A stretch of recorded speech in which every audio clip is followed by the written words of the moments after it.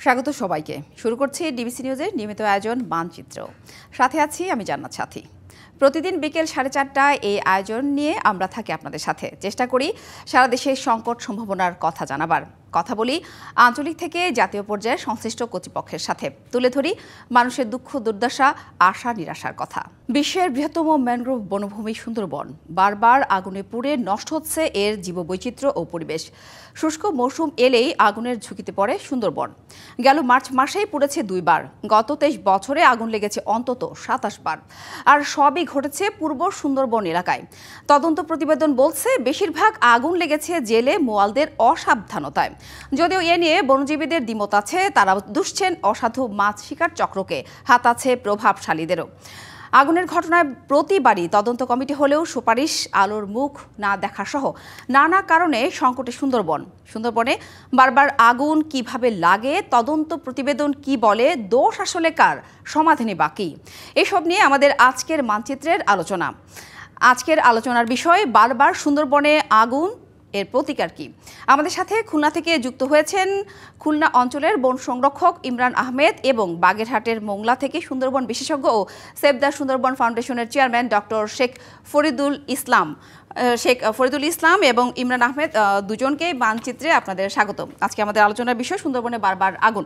তো আসলে প্রাকৃতিকভাবে বনে আগুন লাগাটা স্বাভাবিক, কিন্তু সুন্দরবনে যে কয়বার আগুন লেগেছে সেই তদন্ত প্রতিবেদনের অধিকাংশই উঠে এসেছে যে এর অধিকাংশই মৌয়ালদের এবং জেলেদের কারণে। তারা বিড়ি সিগারেট থেকে শুরু করে মৌমাছি তাড়াতে মশাল থেকে এই আগুনের সূত্রপাত। যদিও তাদের দ্বিমত আছে বনজীবীদের, তারা আবার বলছেন যে বনজীবী থেকে শুরু করে পরিবেশবিদরা আবার দুষছেন যে এর পিছনে দায় আসলে প্রভাবশালীদেরও রয়েছে, দায় এড়াতে পারে না বন বিভাগের কর্মকর্তারাও। আমি শুরুতে ইমরান আহমেদের কাছে আসতে চাই। আসলে যে এই যে বারবার আগুন লাগছে এর পেছনে আসলে দায় আসলে কার, আপনার বিশ্লেষণ জানতে চাই। ধন্যবাদ আপনাকে। দায় আসলে কার এটা এইভাবে স্পেসিফিক্যালি বলাটা মুশকিল। যদি বলি যে দায় আমাদের সবার। এখন প্রথমত আপনি যে কথাগুলো বলেছেন যে সুন্দরবনে প্রায় আগুন লাগছে এবং প্রতি বছর লাগছে এবং সুন্দরবন ক্ষতিগ্রস্ত হচ্ছে, এখানে একটা বিষয় বোঝার আছে। এখানে আমাদের একটা বিষয়টাকে বুঝতে হবে যে সুন্দরবন যে বিস্তীর্ণ বনাঞ্চল, এখানে কিন্তু প্রাকৃতিকভাবে আগুন লাগার কোনো স্কোপ নাই। এখানে নিশ্চয়ই মনুষ্য সৃষ্ট কোনো আগুন এখানে লেগে থাকে এবং সেটা অ্যাক্সিডেন্টালি। কখনো কখনো আপনি যেটা বলছেন, আমিও দ্বিমত করব না যে কেউ ইচ্ছাকৃতভাবেও লাগাতে পারে, কিন্তু এর জন্য যে সুন্দরবন ক্ষতি হয়ে যাচ্ছে, সুন্দরবনের জীববৈচিত্র্য নষ্ট হয়ে যাচ্ছে তা নয়। সুন্দরবনে আপনি দেখবেন যে যতগুলো আগুনের ঘটনা উল্লেখ করেছেন তার সবগুলোই একই জায়গায় হয়, একই সময়টাতে হয়। মানে একটা নির্দিষ্ট বছরের একটা নির্দিষ্ট সময়ে এবং সুন্দরবনের একটা নির্দিষ্ট জায়গায়, যেই জায়গাটা সুন্দরবনটা একটু রেইজড ল্যান্ড, একটু উঁচু জায়গা ওই জায়গাটাতে।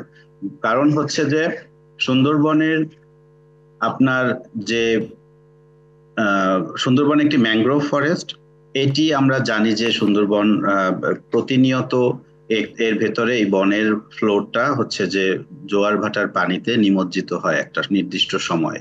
কিন্তু এই অঞ্চলটা, পূর্ব সুন্দরবনের এই অঞ্চলটা বিভিন্ন কারণে প্রাকৃতিকভাবে এবং উপরে আমাদের উজানে পলি জমার কারণে নিয়মিত এখানকার পানি সংকট দেখা দিচ্ছে, নদীগুলো নাব্যতা হারিয়েছে এবং জায়গাগুলো একটু উঁচু হয়ে গিয়েছে, যে কারণে একটি নিয়মিতভাবে কিন্তু প্রতিদিন যে ইনান্ডেশন বা যে মানে জলে নিমজ্জিত হওয়ার কথা সেভাবে হচ্ছে না, যার কারণে এই এলাকার আপনার প্লান্টেশন গুলো, এই এলাকার গাছপালা গুলো একটু অন্যরকম ভাবে গড়ে উঠেছে। যে শুষ্ক গাছ এবং শুষ্ক মৌসুমে আপনি দেখতে পাবেন লতা জাতীয় গাছ আছে যেগুলো খুবই দাহ্য।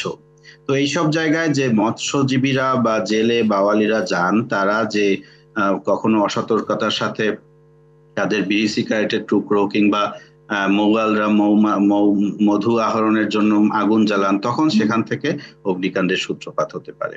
এবং এই কারণে আমরা বর্তমান অবস্থায়, অর্থাৎ গত বছর এবং এবছর ড্রোন দিয়ে আমরা এটিকে দ্রুত গতিতে আমরা এটি শনাক্ত করতে পেরেছি এবং এটিকে আমরা কিন্তু আগুনটাকে নিয়ন্ত্রণে আনতে পেরেছি। একটি বনের আগুন, বনের ভেতরে একটি লোকালয়ে আগুন জ্বললে যেমন সাথে সাথে জানা যায়, একটি বনের ভেতরে গহীনে আগুন জ্বললে সেটি কিন্তু জানতে একটুটা সময় লাগে। সেই ক্ষেত্রে দেখা যাচ্ছে কিছুটা এলাকা হয়তো 1 স্কয়ার কিলোমিটার হবে, একটুখানি তো সুন্দরবন যেখানে আমাদের প্রায় মানে আপনার 600 স্কয়ার কিলোমিটার, সেইখানে এখানে এই 1 স্কয়ার কিলোমিটার তেমন কিছুই না। কিন্তু এই আগুনটা কখনোই গ্রহণযোগ্য নয়। এটি এর জন্য আপনি যেটা বলছিলেন যে তদন্ত কমিটি বিভিন্ন সময় হয়েছে এবং তাদের যে সাজেশন, সেগুলো বিভিন্ন সাজেশন গুলো কিন্তু আমরা একে একে এগুলো বাস্তবায়ন করছি। যেমন একটি উদাহরণ দেই, যেমন গত বছর আগুন জ্বালার পরে যে একটি সাজেশন ছিল তদন্ত কমিটি থেকে, যে এখানে মৌমাছির বা মধু আহরণের পারমিট দেয়া হবে না, এবং ঠিকই সেই তেমনি ভাবে এবছর এই অঞ্চলে ঠিক এই জায়গাটাতে আমরা মধু আহরণের পারমিট দেইনি।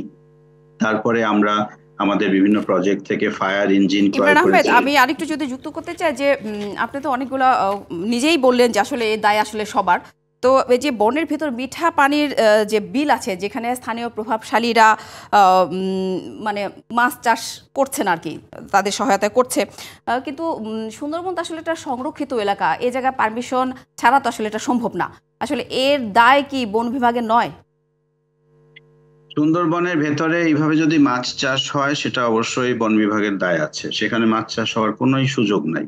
এটি যদি আপনি বলেন যে কেউ করছে, আপনি বলেছেন প্রভাবশালীরা, কারণ সেইটা কোন প্রভাবে কিভাবে এতদিন করেছে সেটি আমি অবশ্যই দেখব, আমি এখানে নতুন এসেছি। কিন্তু এটি কখনোই গ্রহণযোগ্য নয়। এটি একটি সংরক্ষিত বন, আপনি ঠিকই বলেছেন, এবং এখানে কেউ ব্যক্তিগতভাবে মাছ চাষ করবে এটি কখনোই গ্রহণযোগ্য নয়। আমি এটি অবশ্যই দেখব এবং এটি কখনোই এটি করতে দেয়া হবে না। ওই ইমরান যে আহমেদ, বলেছেন আপনি আমাদের প্রভাবশালী সাথে থাকুন। বিভিন্ন রাজনৈতিক প্রভাবে বিভিন্ন কারণে হয়তো করে থাকতে পারে, আমি সেটি অবশ্যই খতিয়ে দেখব। নিশ্চয় নিশ্চয়, ইমরান আহমেদ আমাদের সাথেই থাকুন, আরও কথা হবে নিশ্চয়ই। আমাদের আরেকজন অতিথি আছেন শেখ ফরিদুল ইসলাম, আমি তার কাছে একটু যেতে চাই। যে কথা বলছিলাম যে সুন্দরবনে বারবার আগুন লাগছে, তো অধিকাংশ কারণেই, আবার শুরুতে যদি একটু আসি, যে অধিকাংশ কারণেই উঠে এসেছে যে মৌয়ালদের যারা আছেন, কাজ করছেন বা জেলে, তাদের আগুন থেকেই এই সুন্দরবনে আগুনের সূত্রপাত।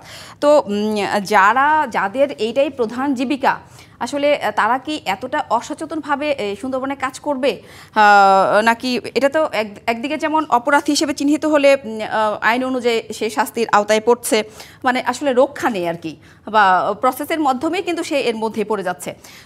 আপনার কি মনে হচ্ছে যে এই যে বারবার আগুন লাগছে, এর আসলে কি কারণ, বিশ্লেষণ কি আপনার? ধন্যবাদ। এবং আমার সহ-আলোচক যিনি যোগ দিয়েছেন ওনাকে ধন্যবাদ। উনি চমৎকার ব্যাখ্যা করেছেন, আমি ওনার সাথে একমত।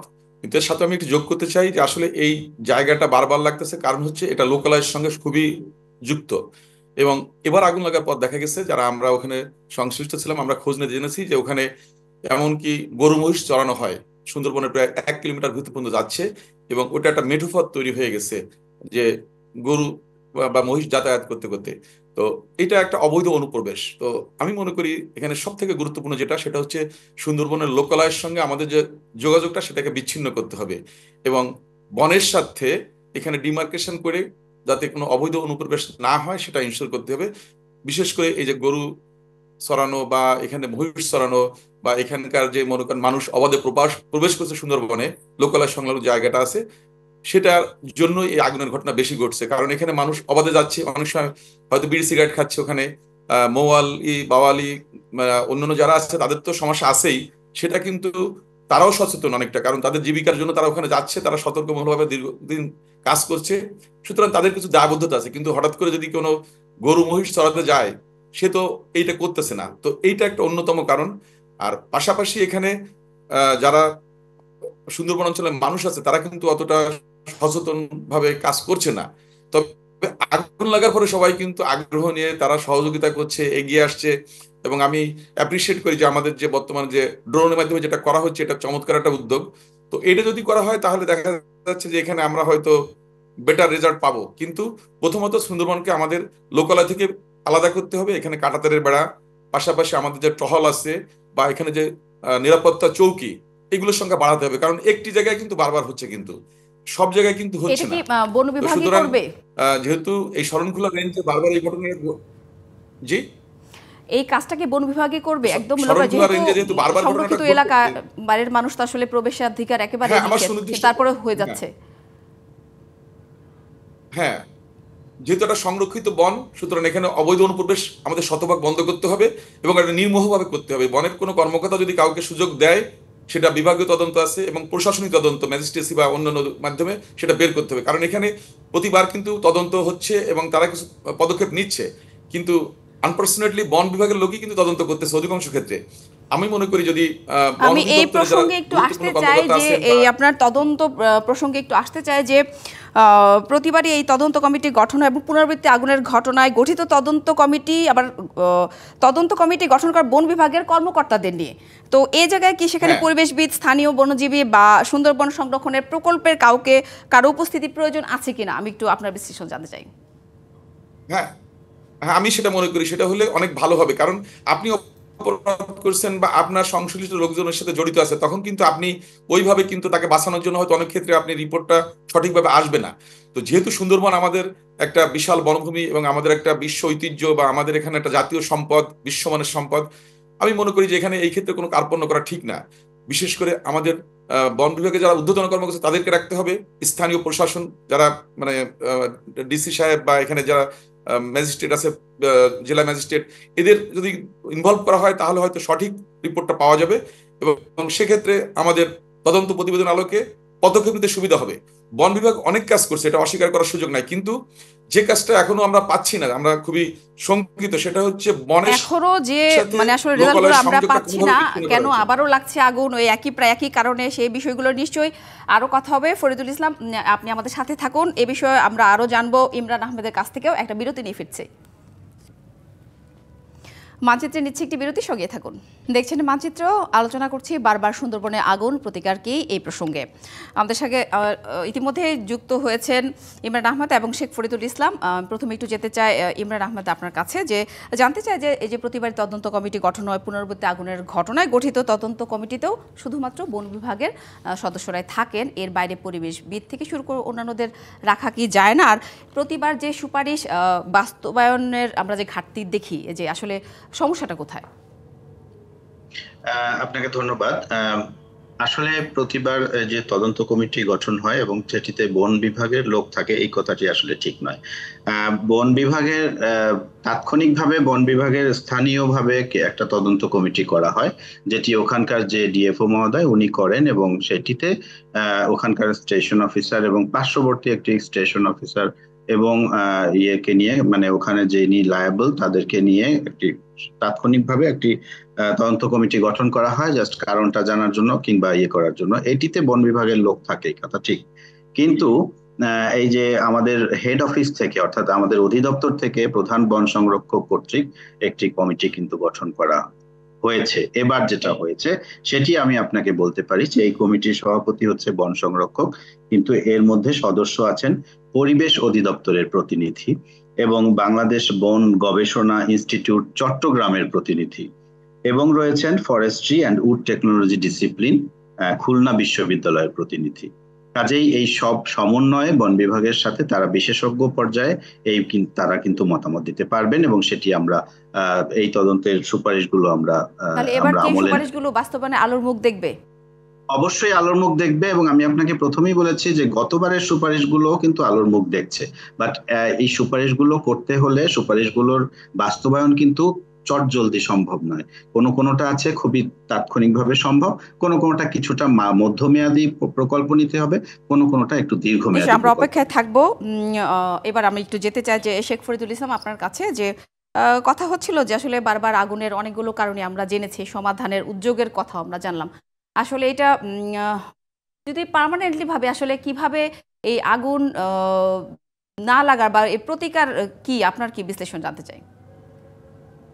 আমি প্রথমে যেটা বলেছি সেটাই, কারণ এখানে তো একটা নির্দিষ্ট জায়গায় হচ্ছে, সুতরাং এখানে যদি আমরা সতর্ক টহল বৃদ্ধি করি, সিসিটিভি বা অন্য ড্রোন দিয়ে যেটা দেখছেন এই শুকনো সিজনে এটাকে বৃদ্ধি করতে হবে, এটা হলো একটা। আর দ্বিতীয়ত এখানে ফরেস্টের যে টহলগুলো আছে সেগুলোর সংখ্যা কিন্তু পর্যাপ্ত নয়, আমি মনে করি এটা বাড়াতে হবে। আর তৃতীয়ত একটা হচ্ছে বন সংরক্ষণ যে আইনটা আছে সেটাকে একটু শক্তিশালী করা দরকার, কারণ এখানে ফাঁক ফোকর দিয়ে বেরিয়ে আসতেছে, একই লোক আবার অপরাধ করতেছে। সুন্দরবনে যে ঘটনাগুলো ঘটছে, আগুন লাগার পাশাপাশি অন্য অপরাধগুলো কিন্তু মানে একই ধরনের ব্যক্তিবর্গ করতেছে বিভিন্ন ফরম্যাটে। আর আরেকটা জিনিস, যদি এখানে যদি আমরা যদি বন বিভাগ থেকে যদি উদ্যোগ নিয়ে এখানে যদি টোটাল কাঁটাতারে বেড়া দিয়ে আটকায় দেওয়া হয়, তাহলে কিন্তু এই মানে প্রবেশ বন্ধ হলে এটা বন্ধ করা সম্ভব হবে। অবৈধ অনুপ্রবেশ থাকলে এটা ঠেকানো খুবই কঠিন, কারণ কি এখান থেকে অনেক সময় বিচ্ছিন্নভাবে লোক ঢুকে যাচ্ছে, বন বিভাগের পক্ষে সম্ভব হচ্ছে না। সুতরাং যেহেতু বনের সাথে সংলগ্ন জনপদ আছে, এটাকে আপনার বিচ্ছিন্ন করলে এই জিনিসটা নিয়ন্ত্রণ করা সম্ভব হবে। আরেকটা জিনিস, সেটা হচ্ছে যদি আমরা আইন প্রয়োগ করি এবং যদি দৃষ্টান্তমূলক শাস্তি দিতে পারি। বন সংরক্ষণ আইন অনেক পুরনো আইন, হয়তো 2000 সালে এটাকে সংশোধন করা হয়েছে। আমি মনে করি এটা সংশোধন করে যুগ যুগ যদি করা হয় তাহলে এটা অনেকটাই কমিয়ে একদম আনা সম্ভব একদম, হবে। অর্থাৎ সংরক্ষিত বনাঞ্চল অবাধ বিচরণ বন্ধ হলে অনেকটাই এই আশঙ্কা থেকে কমে আসবে। আপনাদের দুজনকে অসংখ্য ধন্যবাদ আমাদের সাথে যুক্ত হওয়ার জন্য। এই ছিল আজকের মানচিত্র। আগামীকাল অন্য কোনো বিষয়ে অন্য কোনো এলাকার অতিথিদের নিয়ে হাজির হব। ডিবিসি নিউজের সঙ্গে থাকুন।